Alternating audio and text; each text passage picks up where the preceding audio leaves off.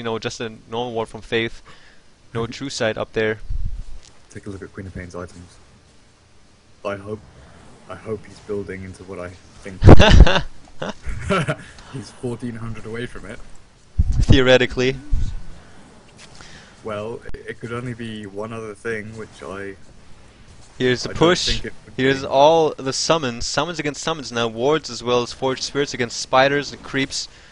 Zoe attacking from the low ground. He has his Aegis now, so he can be a little bit ballsier about his play. Now moving in toward the high ground. Eats the Gale immediately, as well as a long-range Fissure. Now blinks himself out. Sitting very low now. Wards also pop from Chuan. And immediately, EHOME has been doing a very good job of turtling.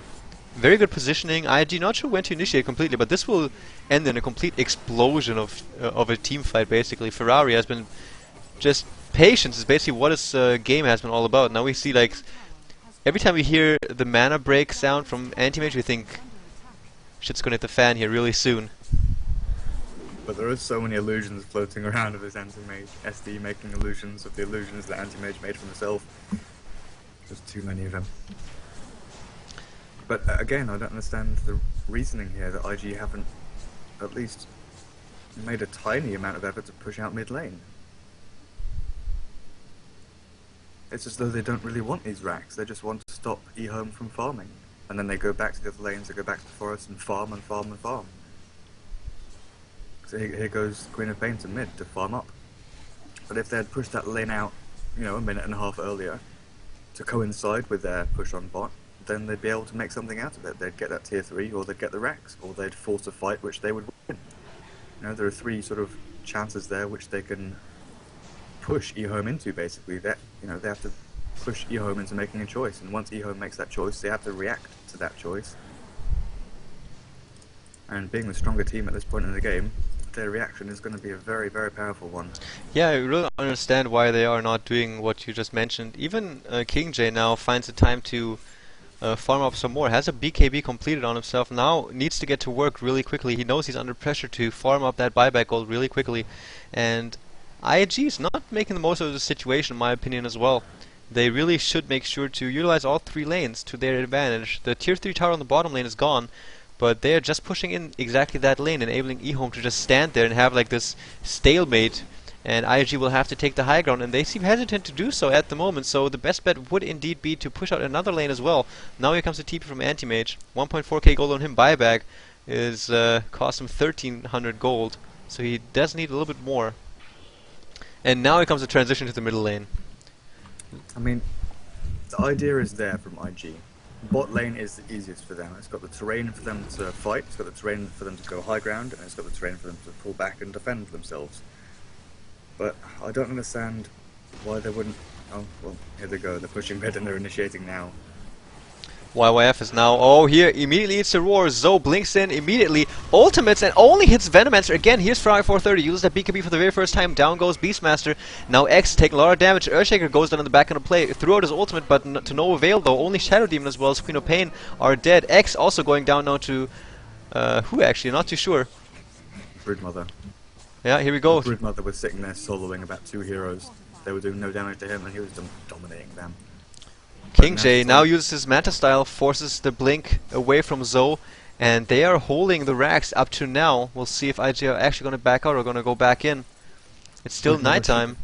Broodmother should be bot, and he should have been bot for the past 30 seconds or so. While his other teammates, you know, he finished off that fight at mid, everyone's backing out, he should have gone straight to bot and applied pressure instantly. But instead he walks around at mid, not entirely sure what to do. I don't know who's making the calls here, but not the slick play we've seen coming from IG in the first 20 minutes. They're sort of stalling here.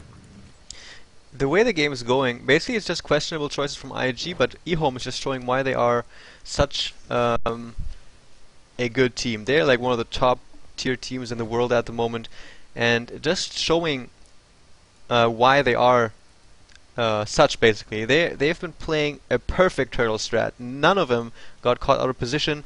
King J has been farming, now already has his buyback goal up, has the BKB ready, and they defended the middle push, and if IG did the split push, they might have had more success, but now they're just giving EHOME like some sort of chance, I'm inclined to say, that they shouldn't have, actually.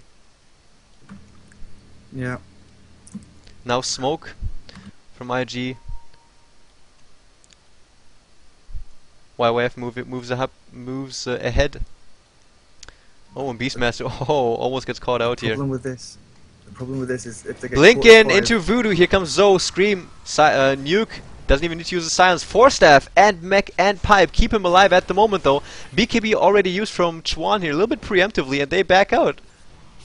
Okay, one of them hexed the Beastmaster, one of them hexed the range creep next to him, and then they all started auto-hitting the creeps. There's got to be something here. Like they're definitely not playing at full, at their full capabilities. I'm not sure if it's lag or delay or miscommunication, but the fact that one of them hexed one of the creeps, that's just not right. Zoe now finally decides he had enough of this. Uses BKB, gets the last 2 hits onto the barracks, gets the melee racks, and now they transition toward the bottom lane. This is exactly what they need to do. If they'd done this 15 minutes ago, the game would have been long over. And there's a Daedalus on the Broodmother.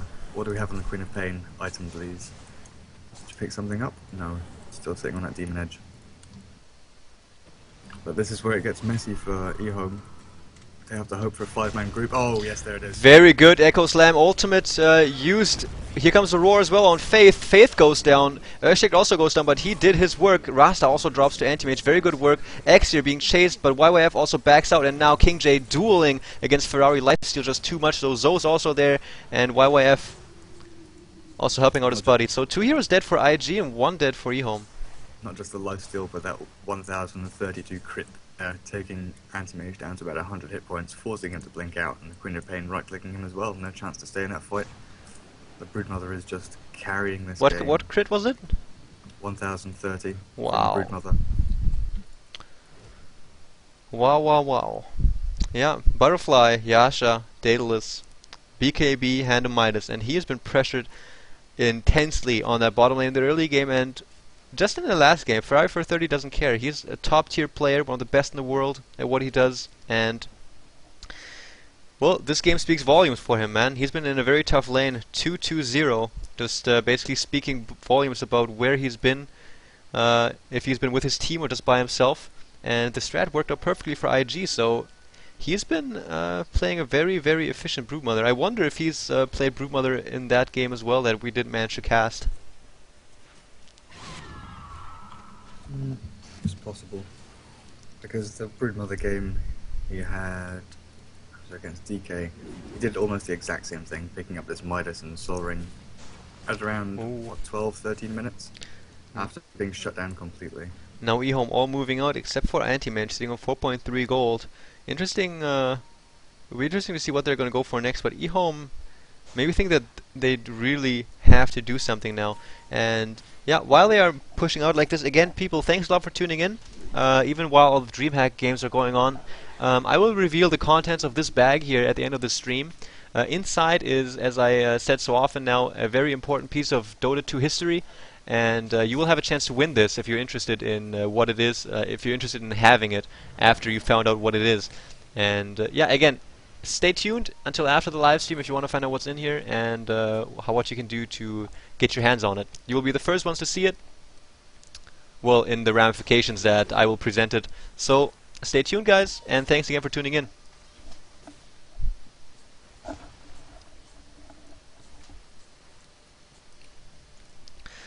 Man, I'm actually waiting for another Roshan. They play like super safe. This is like the Asian Dota gene that's like persisting through their transition into adapting toward European style. Here comes a blink on X though. Here comes a Force Staff as well. He's shackled still though. Chuan also uses BKB now down to 6 seconds. And X Force Staff himself again out. Here comes an ultimate on X though. If they will be getting, boy, he has 4.3k gold though. Where's the buyback? Is he gonna buy back now? Venomatch as well as Invoker go down. First buyback comes out from 357. Just a very slick engagement here from IG. One moment I'm talking about how safe they are, and the next moment they blink initiate onto the enemy. Yeah, so I don't think safe would be the word I use. Very, very calculated. They know what they need to do to make sure they 100% win the game, and that's exactly what they do. They don't make any rash decisions which they can't calculate first. which is why we don't see them rushing to high ground or rushing into anything, basically. I don't know, man. If it was really, uh, let's say, like top-notch calculations, then I don't understand why they didn't go for the split push earlier. They seem to be either nervous of not losing the game under any circumstance, that they kind of went into this tunnel vision that where they would have like a very farmed Broodmother actually sitting with 4 other heroes, not doing anything but sieging instead of sending her to a different lane where she can push out the lane and apply pressure and force reaction out of EHOME on which they could capitalize in turn. But they are playing really, really safe, and I think the way they executed their pushes kind of shows like a little chink in the armor of IG, and also shows that they still have not completely reached their maximum potential now. And the international, basically the big event that all Dota 2 teams are playing for at the moment, will be the point in time, the deadline, at which they will have to have their top game completed, basically. And now they're moving into the bottom lane. Big creep wave immediately gets nuked down, though, basically showcasing that EHOME has a very, very strong turtling team. As soon as their creep wave comes in there, it gets nuked down immediately. A bunch of Venom Wards as well as Forged Spirits are waiting up there. And yeah, IG still. Yeah, now here comes a little bit of rotation, but what are they going to do now?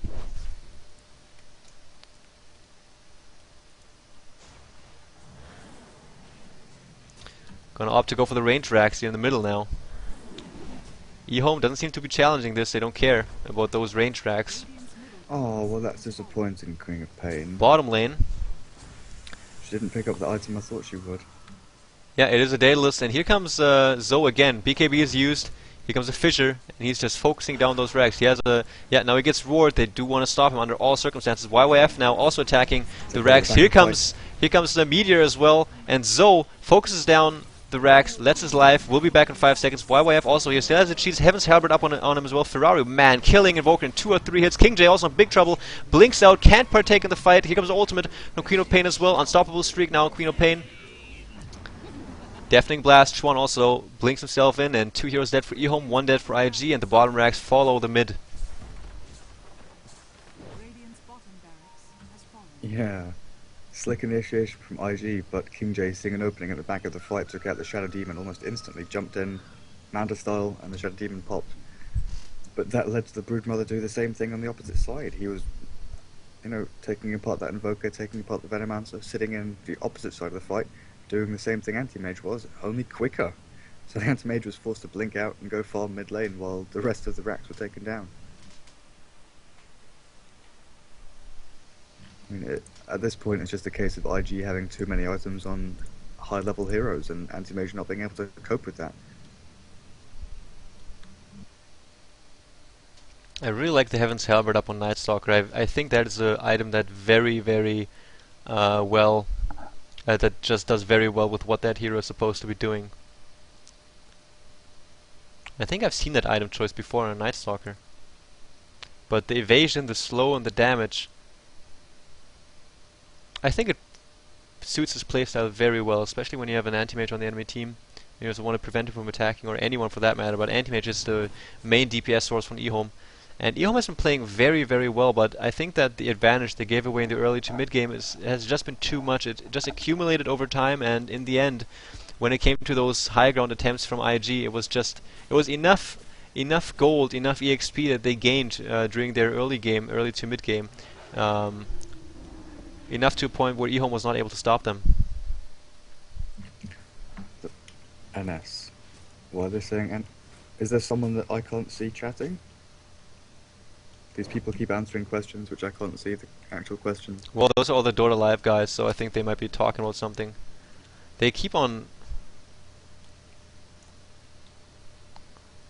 chatting. Now Anti-Mage has an Abyssal Blade. Yeah. The interesting thing about this game is that EHOME can still win. EHOME do actually have a chance here. They're 2 sets of racks down, but their Anti-Mage is getting big. If they can pull off a huge team fight here, nuke down, disable everybody, if they roar someone, if they get the Tornado off. I haven't seen Invoker start using Tornado yet. He's only got 1 in Wex. Invoker is severely underleveled for this stage of the game. They don't see this this is something that people have to take into account when playing Invoker. What do they need from the game? And what sort of build and item progression do they need to win, or to win team fights? And seeing as Anti-Mage is the main damage dealer here, they really needed that Invoker to be that huge disabler.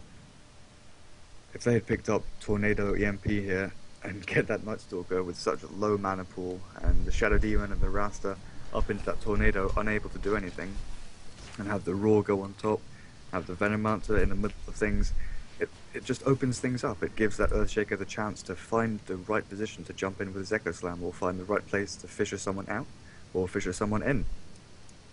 Well, Ferrari just used his ultimate for no reason whatsoever. It was a push harder, I think. We're about to see. Oh, he's nowhere. It was a misclick, most likely. But it will be back up in 10 seconds, so he don't care. Just wants to use 100 mana. Here we go. Please. Roar out on Zoe. Here comes the initiation. He's getting chain stunned quite nicely. Is he gonna drop though? He uses BKB.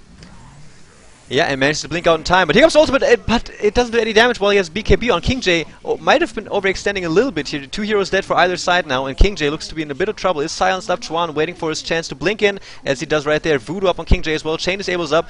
Here comes the Shackle, and now they're hitting away on him. His teammates are trying to help him. Ferrari's on the outskirts here, eating a big cold snap. Also a bunch of damage, but doesn't go down just in time. EHOME doing a very, very good team fight, but Anti-Mage goes down, buys back immediately. And IG... That was almost perfect from EHOME. Almost perfect. Yeah. The one thing that got them was that Queen of Pain buyback. If the Queen of Pain hadn't had the money to buy back and re-enter this fight with all the damage he does, that would have been EHOME's fight. And here we go, top racks, melee racks being pressured, losing HP rapidly. EHOME not ready just yet. Here comes second racks, Mega Creeps incoming. Oh, Beastmaster just runs up to her, hits her in the face before he gets it down. Blade may also pop. GG comes up from 357. Let's see what's going to happen here. King J trying to do as much damage as he can. There's also a big spider with a BKB and an ultimate on. Now signs out on King J. Turns on to fight and blinks a 1.2k crit from Broodmother already. And IG wins the game against EHOME in the ProDota2 League Asia. Holy crap. And after 55 minutes... there's only been 33 kills. But IG just playing very, very nicely. Maybe for a little bit boring for the viewer in the middle or toward the end here. Here comes Lanham again with a Blade Mail pop, then ultimate on Faith. He's just running back, still has disruption and everything, down he goes. Throwing himself against the wall. Oh man. But again, they show what you can do with a Broodmother if you leave her alone. Yeah, so very, very well played. I don't know why the creeps are not attacking actually. Were they deafening blasted? I didn't see. They must have been. This is so weird. Blast without the animation. But they've been not attacking or not dealing any damage. Oh, now they go. Okay. Here we go. IG takes the win. Dire victory in the ProDota2 League. What a game. Just very well early to mid-game execution by IG. Getting themselves into positions where they have the clear advantage. Such a clear advantage even that EHOME didn't even attempt to fight back. So they gave up a bunch of towers to IG. They maximized the advantage they got out of that. Took map control, and from then on it's been history, and they take the win against EHOME. And, well, anything you would like to add to the endgame analysis? I like the pickups from IG. They're showing that they can play a highly aggressive early game, but they need to put that into use into their later game as well. They need to know how to push lanes and split push and apply pressure on multiple fronts instead of all going for the same lane and trying to take down racks in that manner. But EHOME there, as you were saying, showing the full capabilities of their turtling power, sitting in their base, positioning perfectly with that ES just waiting to jump in, and making IG sort of shaking their boots a little bit.